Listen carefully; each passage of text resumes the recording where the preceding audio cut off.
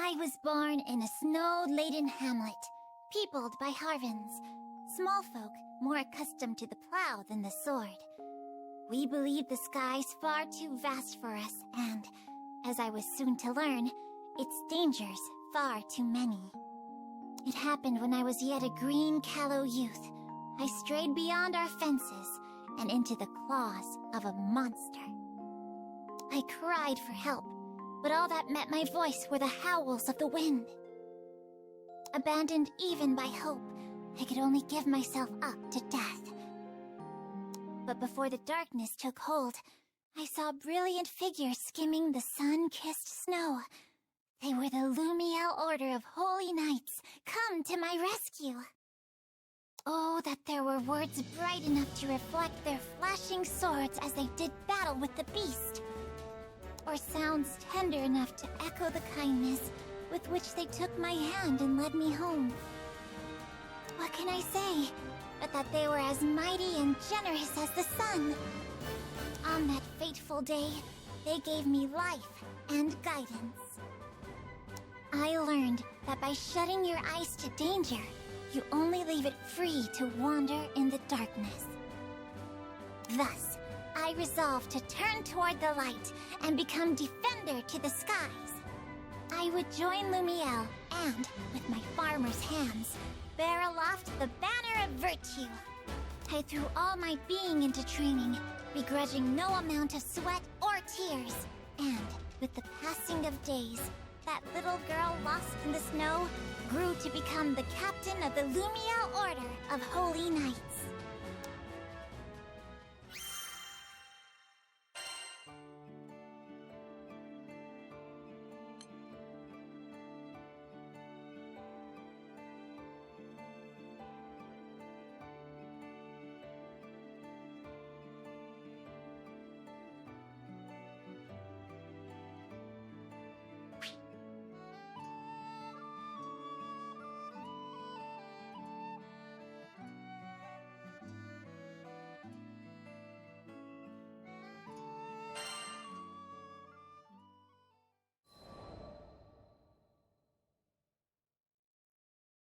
As captain of an order of knights, I was faced with a colossal problem. And that was my small stature. No one had ever heard of a Harvin leading a charge, what with our stout legs and poor reach. Now that I lived among drafts and humans, I would have to develop a style of combat that would turn my size, if I may so phrase it, into a matter of little importance. Seeing that I worked twice as hard, despite being half as large, my compatriots grew to respect me. When I was appointed captain, their very heartstrings thrummed with joy. But even the brightest diamond has its flaws. Within Lumiel's proud walls, there were some that scoffed to behold a Harvin captain of their knights. For my part, I cared not what was said of me. However, I would not stand to have the good names of my comrades dragged through the mud. We are an august and redoubted order, and I'd rise up to that image by any means necessary. Thus began my days of height exercises, stretching devices, and miraculous concoctions. Not all came from reputable sources, but I took a tactical approach. If it had a chance of working, I'd try it. Days grew into weeks, which grew into months, but I grew not 1 inch. Then, it happened. Right as I was on the verge of losing all hope, word reached me of a distant village that had devised a height tonic. Here was the answer to all my prayers. With expectation lending a spring to my step, I slipped from my quarters and set out on my quest.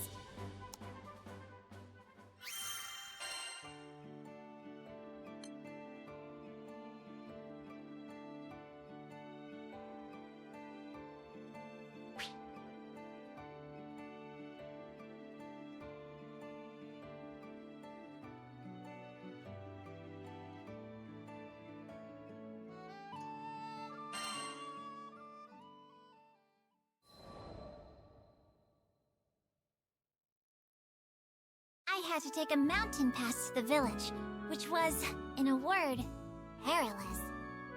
Of course, I refer not to the countless monsters and bandits, whom I took down with ease. It was the tall steps and great boulders, insurmountable obstacles for a Harvin. I was forced to return to the foothills where, through Lady Seer Okarte, I sent out a dispatch for help. That was how I met the captain and crew of the Grand Cipher. With their aid, I reached the village without further incident, only to have my dreams utterly crushed. It turned out that this magic tonic was merely your average growth stimulant, designed to help a budding youth blossom to a seemly height. It could do little for a woman like me, already in the prime of her life.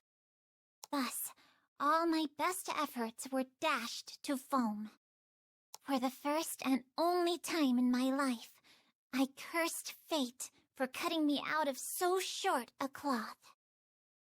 However, it was within the depths of despair that I would find new hope. The crew of the Grand Cipher was bound for Estalucia, which is said to be an island of miracles. Could not some power there give me what I seek?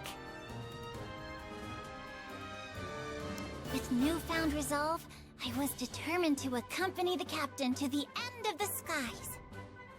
Needless to say, it pained me to take leave of the Lumiel Order. I still remember the look of surprise on former Officer Bautorda's face when I told him of my resolution. But in the end, he expressed his admiration for me and my quest to become the very figure of virtue. Lady Bridget and Lady Cordelia also gave me their blessings. Oh, there are no words to express how grateful I am to my kind comrades. I dream of the day I can return to them with my head held high, and its crown measuring many feet taller, being, at long last, in both body and spirit, the captain they deserve. Such are my thoughts as I peer out over the railings of the Grand Cipher onto boundless, majestic skies.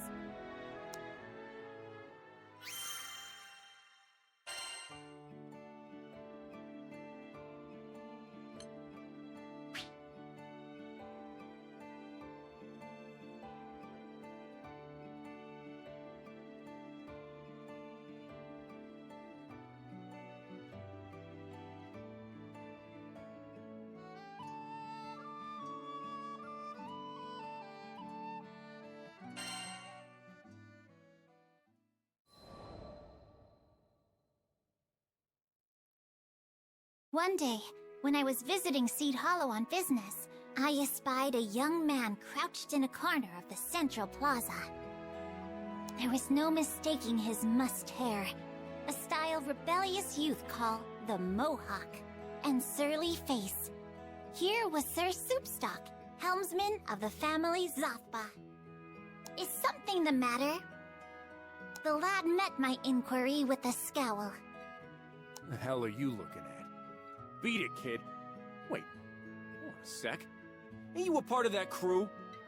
Assured of my goodwill, Sir Soupstock unfolded his troubles. Whilst making his usual rounds squaring away accounts, the lad had met with some resistance. One of their clients, a nobleman disdainful of Sir Soupstock's low birth and tender age, had refused to pay. I'm an officer too, you know. Got my own grunts working under me, good people. But we're dealing with the real frilly-pants, blue-blooded noble here. Any attempt to rough him up, and it's straight to the slammer. 'Twas a treacherous path, Sir Soupstock added. A single misstep, and it was his reputation in the mud. Hearing this, my heart went out to him, for I knew what it was like to feel green and small, with judging eyes upon me. I offered him my aid. I appreciate the thought, but no offense. You look like a kid. If I bring you on my rounds, they're gonna change my name from Soupstock to Laughingstock. At that moment, a servant arrived, bearing a message from the nobleman in question. It read, "I've decided to pay. Meet me at the following location." This whole affair was starting to smell ranker than a goblin's breath. He could just as easily have sent money with the servant. Why go through the trouble of arranging yet another meeting? There was mischief afoot, and I resolved to accompany Sir Soupstock to stop it in its tracks.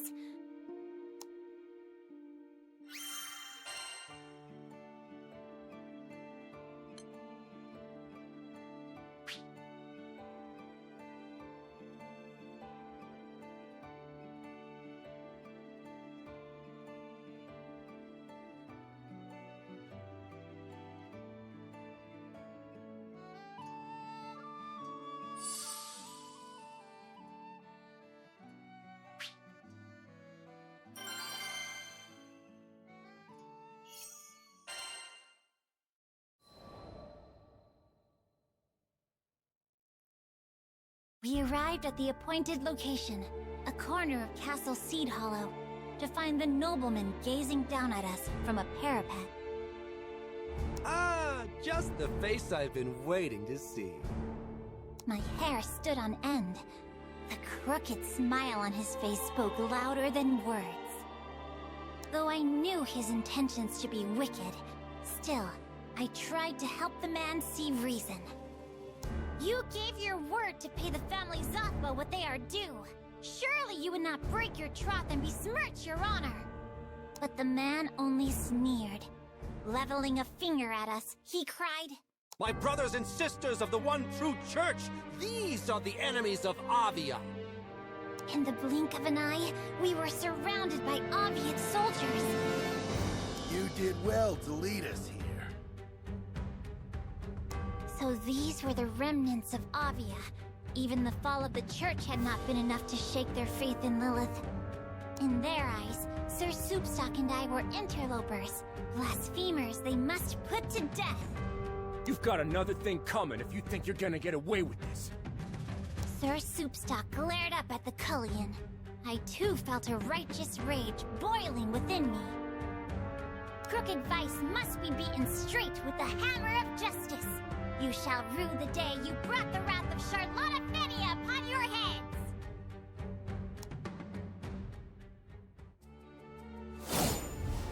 If you will not listen to our demands, I shall be forced to compel you to... Does anyone else hear a buzzing little flea? Go forth, my Kayuatar, and decimate them! Watch out for the shooter! Most impressive! Good thing not a coin was spared to ensure your defeat. If you've got that much dough...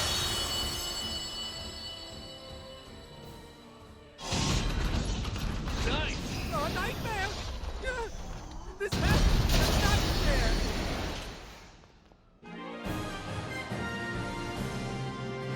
Behold! The captain of the Lumiere Order!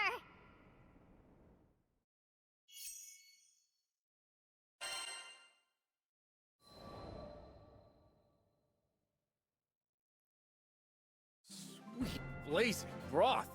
That crew of yours really is full of beasts.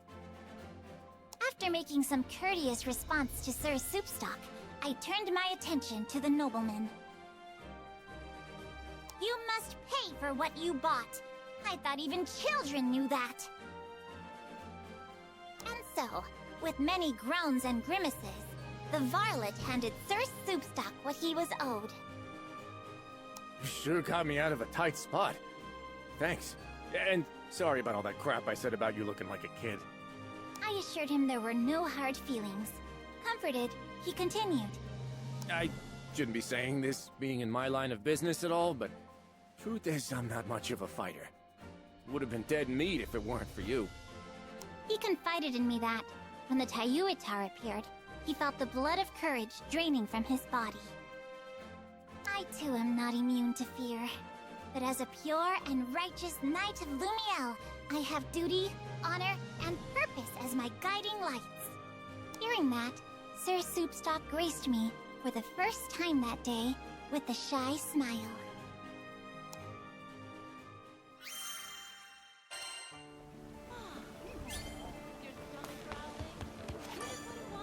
Yes, can I help you?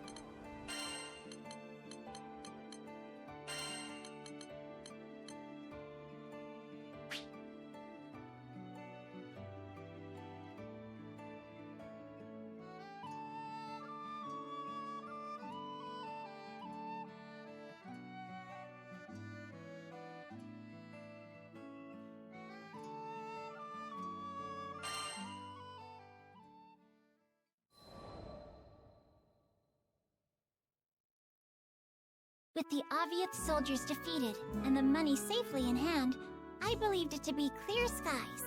And yet, some clouds still darken Sir Soupstock's brow.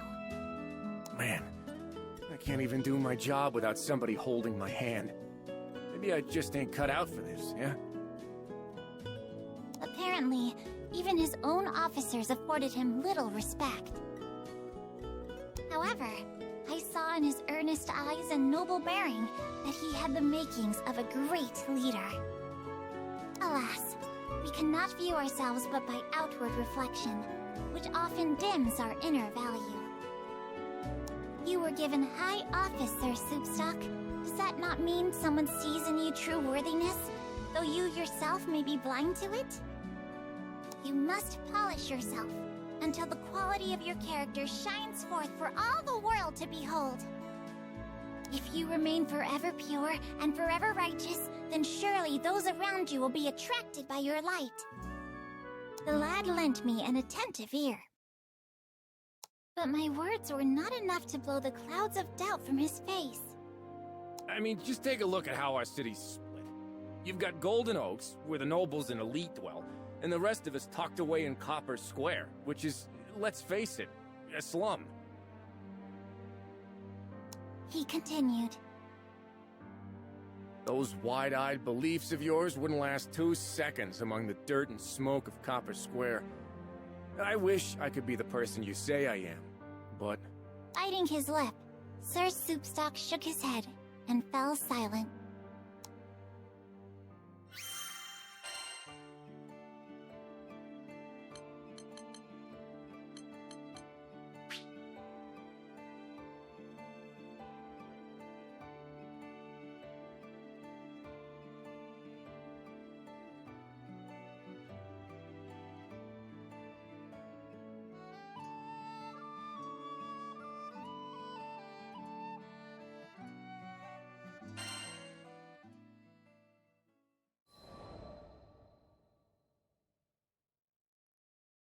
A few days later, Sir Soupstock asked me to meet with him again. In a cozy Seed Hollow tavern, he told me he'd investigated our erstwhile friend, the nobleman. It seemed the scoundrel was now prancing about the city, spreading lies and slander about the family Zothba. Sir Soupstock hoped to make his own rounds and mend what damage he could, but, fearing yet another ambush from Avia, he hoped I would accompany him as his guard. His own staff, infuriated by the nobleman's dastardly doings, were foaming at the mouth and mad for a fight. However, the level-minded Sir Soupstock knew that stooping to bloody violence would only further stain their image. I've gone through his dirty linen, and believe me, there's a lot of filth. I'd leak it now, but with these rumors floating around, I don't know if anybody'd believe me. Never one to stand for such injustice, I began cudgeling my brain for a solution.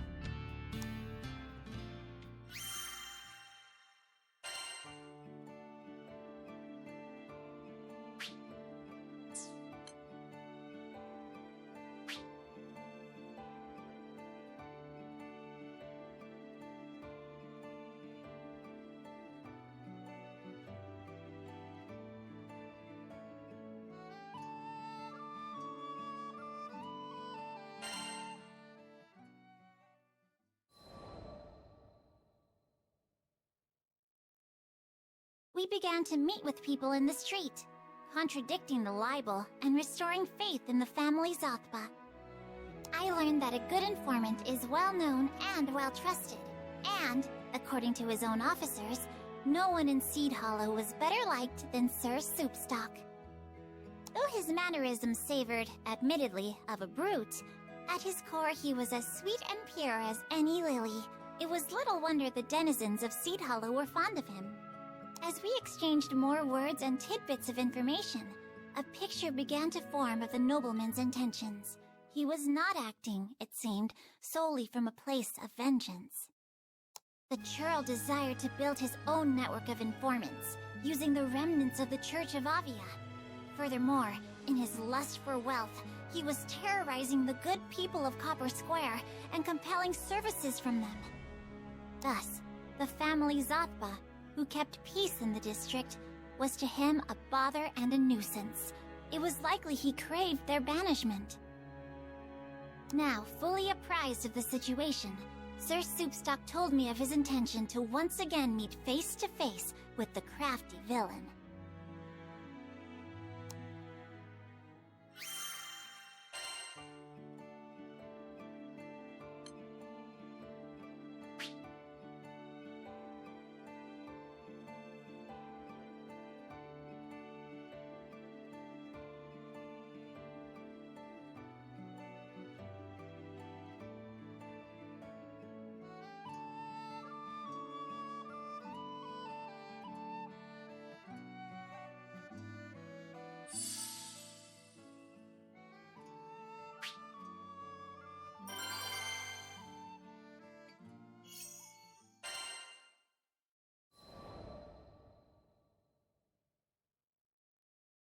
We called upon the nobleman, who, as before, had found himself a lofty place to stand, no doubt to compensate for his lowness of character. Sir Soupstock stepped bravely forth and spoke thus. Listen, punk. We know you've been kidnapping people and using them for forced labor, which is, FYI, illegal. I've also got proof that all the money from that phony charity of yours is being used to hire Aviath soldiers. And? The nobleman showed no sign of discomposure. Not one hair on his well-groomed head stirred. And yet, Sir Soupstock, bless his valiant soul, refused to back down. Once this information gets out, you can kiss your fancy-ass titles goodbye. Oh, but it's not going to get out. You see, that's why I've threaded together my lovely little network. Those rumors I circulated? Merely the opening act. I've got the soldiers now, and come next week, it's curtains for the family Zathba. The nobleman showed his teeth in a glacial grin. You want all-out war? But why? Sir Soupstock stared back, fuming. Well, I suppose there's no harm in revealing my master plan here. Dead men tell no tales, and all that. In the nobleman's eyes, coins from his charity were trickling toward a worthy cause, the subjugation of Copper Square. Putting the people there to work, he said, would do wonders for Seed Hollow's economy. Can't you see? I'm taking rubbish and forming it into something useful. You and all you Zathba toadies are standing in the way of progress! With that, the nobleman pointed an accusing finger at us. These interlopers mean to hinder the mission of the church. Destroy them. At the sound of his voice, Aviath soldiers sprung from the shadows and hemmed us in. Stand down, Sir Soupstock! I shall teach them a lesson they won't soon forget! Here was a knave that would exploit the weak for his own profit. If I failed to make him repent his crimes, 'twould be a stain on the name of the Lumiel Order! Fall, so that our church may rise again. I shall never fall to wickedness! Good? Evil? It's all relative. It's the winners who write history after all. And let us see who fights for the stronger cause! I shall be your forward! You're a tenacious little flea, I'll give you that. But this time, I brought my most ruthless warriors. Violence and fear. Do you want this to be your legacy? At least I shall have a legacy. On guard! What? You can't even kill a little girl? Fools! Worthless pigs! How dare you speak to your comrades like that? You're the only danger!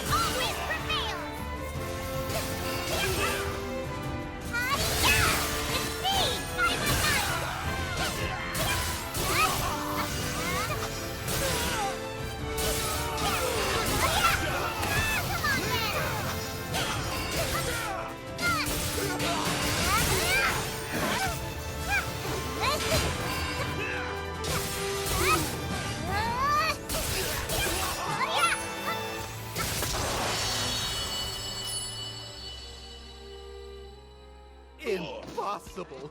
How were all those soldiers defeated by a single girl? Fortune favors the virtuous. Never you fear.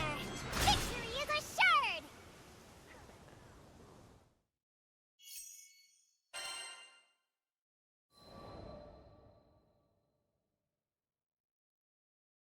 A leader must earn the good graces of their followers through pure and righteous conduct. You cannot buy it with gold, nor command it with power or titles. But instead of lending an ear to my advice, the nobleman began running his mouth, stabbing his own soldiers in the back with sharp words. I thought you Avia bunch were stronger. Pity. The whole damned lot of you aren't even worth a rupee. But don't think you've won, interlopers. I am still a member of the noblesse. Those copper square dogs would lick my shoes in return for a crumb of favor. You may celebrate for a day, but the ultimate triumph shall be mine! You sure about that? Sir Soupstock pulled a transceiver from his pocket. Everything you've said to us, you've said to those copper square dogs. Face it, jackass. You're finished. Voices of censure and indignation began to spill from the transceiver.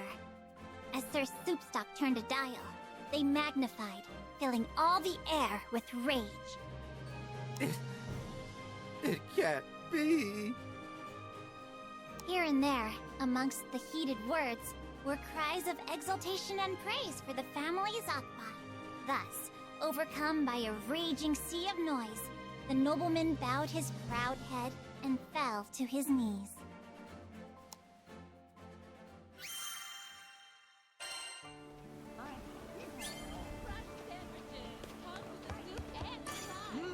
Come to view the requests?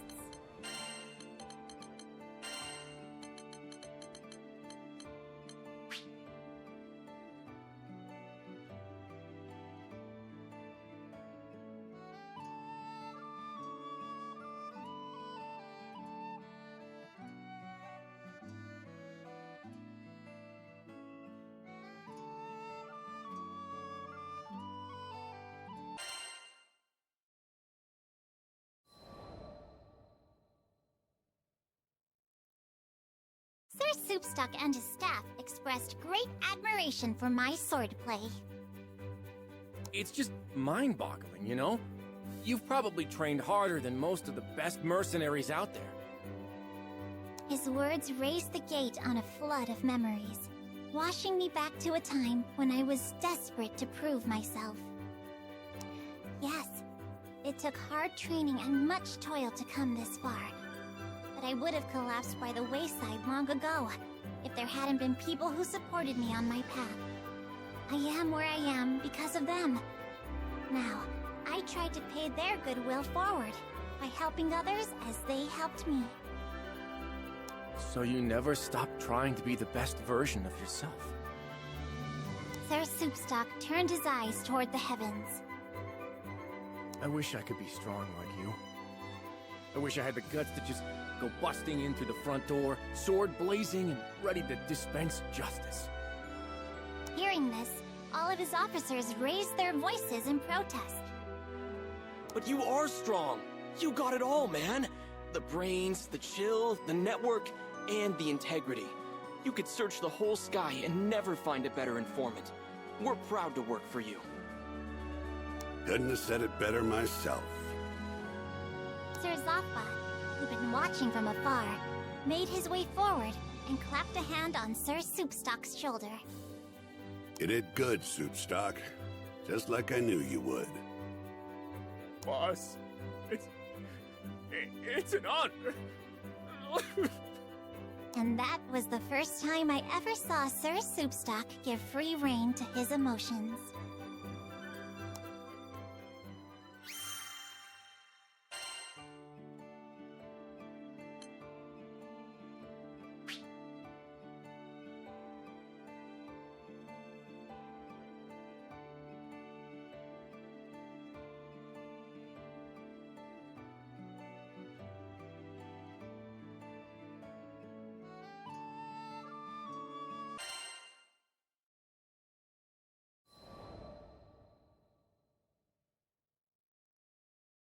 When I visited Seed Hollow sometime later, I heard at the Knick-Knack Shack a certain rumor.